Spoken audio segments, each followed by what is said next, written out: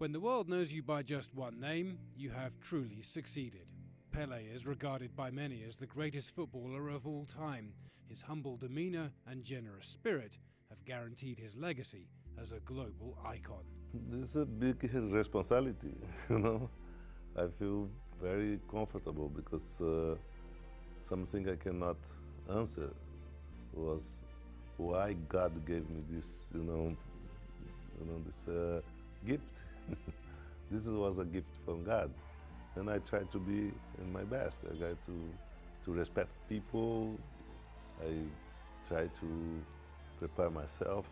I try to be always in good shape. The most important, respect people. Raised in the slums of Sao Paulo in the 1940s, Edson Arantes de Náscimento discovered football at a young age. He made his debut for Santos at the age of just 16, and within a year he was scoring goals for the Brazilian national team. By this time he was better known by his nickname, Pelé, and in 1958, at 17, he became the youngest man to play in a World Cup final, scoring twice as Brazil beat Sweden.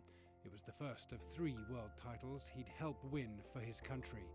He electrified audiences with his fancy footwork and ability to score seemingly impossible goals, so it was something of a disappointment that his 1000th goal was a penalty. A friend of mine, he's a comic guy in Brazil. He say, listen, God stopped the game because everyone has to see your 1000 goal. That's the reason it was the penalty kick. After his goal, the game against Vasco da Gama was stopped for several minutes to celebrate his landmark achievement. In 1967, Pelé learned that he and his team had the power to stop other things too, when their visit to Nigeria prompted warring factions to call a 48-hour ceasefire in the country's civil war. We stopped war because the people are so crazy for football. They love football.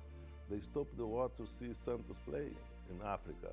This is a fantastic, it's something you cannot explain. By the time Pelé retired as a footballer in 1977, playing his final years for the Cosmos in New York, he'd amassed a career total of 1,281 goals. For Pelé, that was half a lifetime ago, but his infectious love of the game ensured that he remained relevant. He served as a UN ambassador for ecology and the environment. He rubbed shoulders with state leaders all over the world, and he received an honorary knighthood from Queen Elizabeth in 1997. And who could forget his appearance in the cult movie Escape to Victory? Go. After giving me ball, here I do these, go. Easy. When he starred alongside Michael Caine and Sylvester Stallone, playing a prisoner of war who scored a spectacular, morale-boosting goal in a game against the Germans. I think, first of all, is a gift from God. Second, I think it was a lot of work, hard work and training. And I have to say thanks to God, because my father was a football player, was a center forward. And then my father was a very, perfectionist, And then everything who I used to do, I tried to do, he used to say, listen, you must be better than that. He's always been a global icon, but in his native Brazil, he'll always be regarded as a national treasure. His passing is cause for national mourning, and as he so humorously put it himself, there will never be another Pelé.